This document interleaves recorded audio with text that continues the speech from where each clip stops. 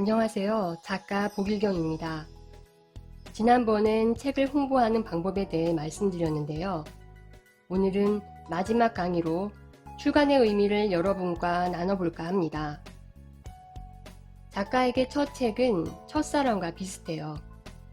온 마음과 정성을 기울이지만 어설픈 만큼 실패하기도 쉽죠.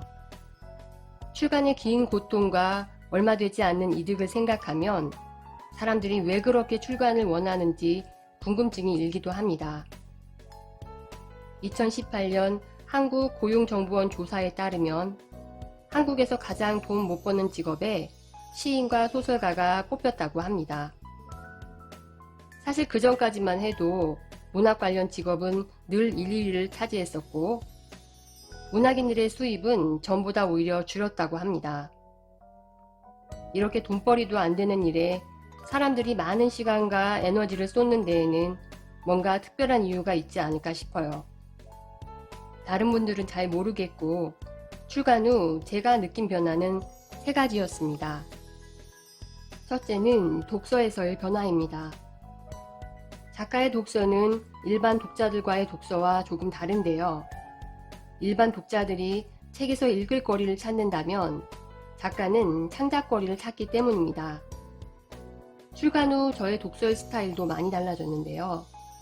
재미와 취미 활동에 지나지 않았던 저의 독서는 힘들어도 해내야 하는 과제가 되어버렸고 또 무엇 하나 대충 넘길 수도 없었습니다. 모르는 단어나 마음에 드는 문장이 생기면 반드시 기록해야 했고요. 나중에 인용할 명언도 따로 챙겨두어야 했어요. 또 새로운 사실에 민감해졌고요. 쉽게 수용하는 대신 비판하고 분석하는 시간도 늘었습니다. 무엇보다 달라진 건 책 뒤에 있는 작가를 보게 되었다는 점인데요. 단 한 줄을 위해 작가가 찾아 헤맸을 자료와 문서, 책들을 생각하면 문장 하나도 허투루 읽을 수가 없더라고요. 그 덕분에 저의 독서는 더욱 촘촘해지고 깊어졌습니다. 두 번째 변화는 세상과 사람을 바라보는 시선입니다. 출간하기 전 세상은 제게 티끌만큼도 관심 없는 타자들로 가득했어요. 하지만 책 한 권을 출간하고 나니 세상이 달라 보이더라고요. 타자들은 내 책을 읽고 사줄 독자들로 변했고 세상 역시 저에게 관심을 보이기 시작했어요. 독자는 물론이고 책을 통해 만난 사람들은 모두 저의 이웃이자 동료가 되었습니다. 더욱이 그들의 이야기를 듣다 보니 한 사람 한 사람이 한 권의 책이란 사실도 깨닫기 시작했어요. 결국 출간은 제게 사람이고 책이고 책이고 사람임을 뼛속 깊이 가르쳐 주었습니다. 마지막은 삶의 반경에서의 변화인데요. 한때 저는 작가란 모름지기 방구석에서 글만 써야 한다고 생각했어요. 세상과 연을 끊고 창작과 사유에 몰두해야 한다는 고정관념이 있었던 거죠.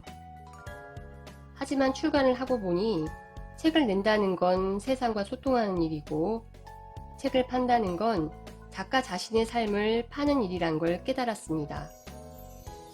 사실 책을 알리고 파는 시간은 책을 쓰는 시간보다 훨씬 길고 힘들었어요. 많은 사람을 만나고 모르는 동네도 휘젓고 다녀야 했으니까요. 하지만 그 덕분에 제 삶의 반경도 넓어지고 높아졌습니다.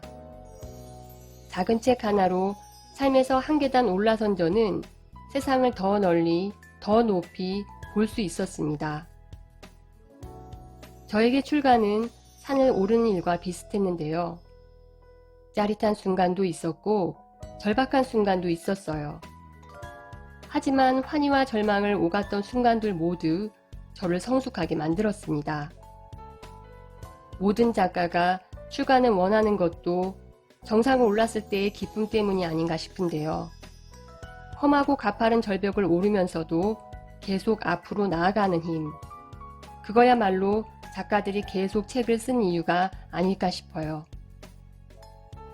이제 힘들고도 매력적인 출간을 앞둔 여러분께 마지막으로 해드리고 싶은 말이 있습니다.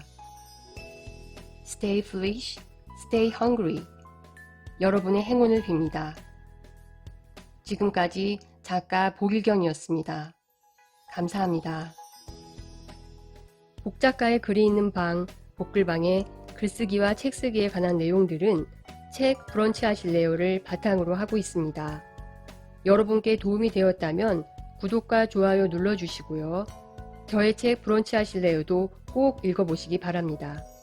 지금까지 작가 복일경이었습니다. 감사합니다.